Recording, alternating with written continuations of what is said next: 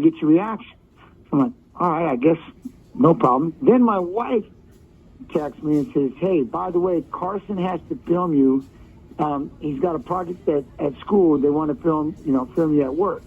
I'm like, all right, well, I'm down here in the studio. He can sit down and film away. I'm like, no problem, because he had interviewed me a couple weeks before for a school project. And like, all right, didn't think nothing of it.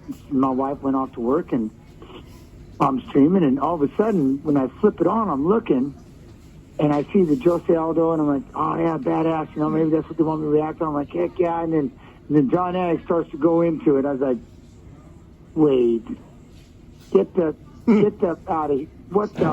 And then then I lost it. And then I look over there, and there's my son.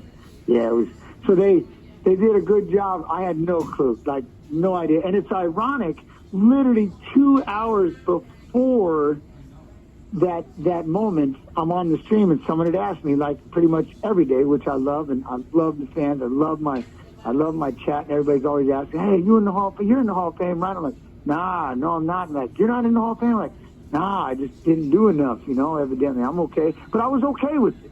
And, but I had just 2 hours, literally 2 hours before that, I was like, nah, man, I haven't done enough. I haven't done enough yet. And this is the first year that I didn't even think 2 hours later, I got that, and I was like, holy cow, I lost it. I will say this is the first year that I didn't even think about it, because I kind of almost gave up. You and I have talked about this over the years. Exactly. You should have been in, and we all just assumed, well, I don't know. And then when I saw it, it was unbelievable. Tell the story about what you said to your son regarding your dad. A lot of people know your story and your background. Some people don't. But that's something that those words that you say are just incredible.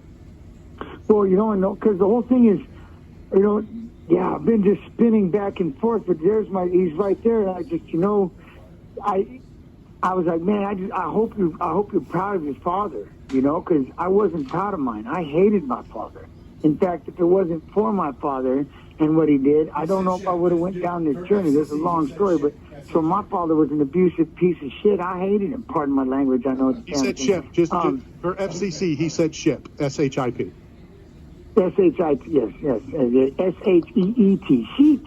Right. So, and I was like, and so I've always, I love my daughters, of course, and but I remember when I was beaten one time, really bad, my dad had beat me, I was laying in bed, and I always remember this one day when I have a son, I'll never treat him this way. He'll never be scared. He'll never see his mom getting beaten up in a corner. He'll never, when he sees my truck, he'll never take off running and go into the woods and, time to go hide.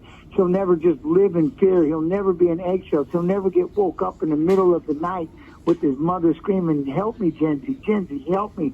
And I was like, my son will never do this. When I have a son, he'll never do this. I'll make time for him.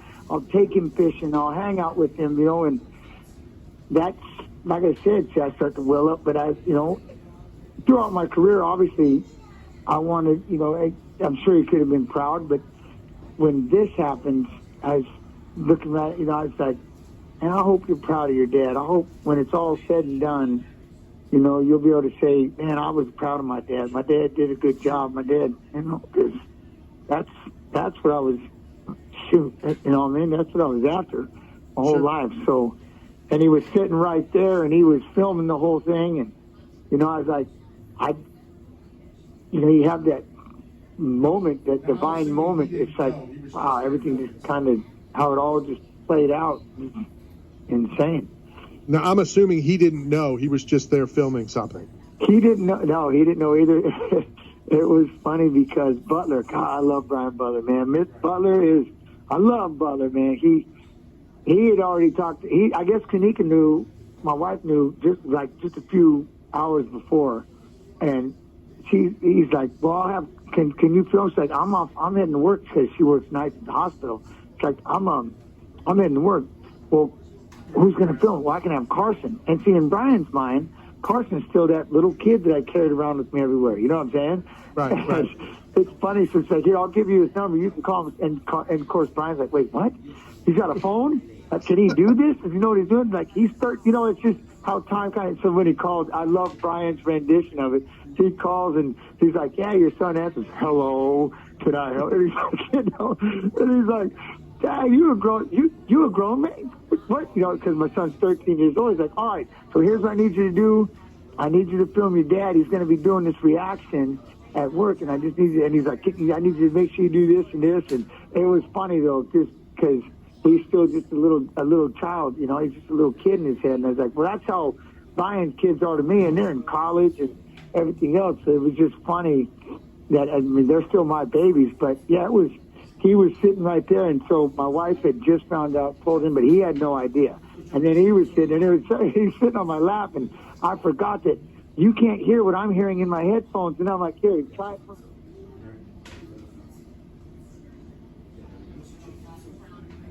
You know, friends, family, all this stuff, but talk about the teammates, talk about Pat, talk about Tim and Matt, you know, everybody that I've seen that has responded, you know, reaching out, and them being as excited, obviously, as I am, and of course you are.